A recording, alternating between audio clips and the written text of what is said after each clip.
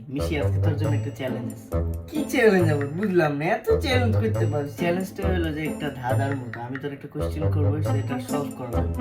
Easy PG বল দেখি পারি। ঠিক আছে, তাহলে আমি বলি 1 কেজি স্বর্ণ এক জায়গায় আর আরেক জায়গায় 1 কেজি তুলা, দুটোর মধ্যে সব থেকে ভারী কোনটা হবে বা সবচেয়ে বেশি ভারী কোনটা হবে? কোনটার ওয়েট বেশি হবে? হুম, অবশ্যই 1 কেজি স্বর্ণ হুম। আর 1 কেজি তুলা, দুটো সবচেয়ে ভারী কোনটা? আলটিমেটলি হঠাৎ কিন্তু স্বর্ণটাই, কিন্তু যেহেতু ধাঁধা তাহলে 1 কেজি স্বর্ণ আর 1 কেজি তুলা, মানে এই দুটা মাপ পানিতে দাঁড়ায় আছে। 1 কেজি স্বর্ণ 1 কেজি তুলা, দুটোর মধ্যে থেকে বেশি ভারী কোনটা?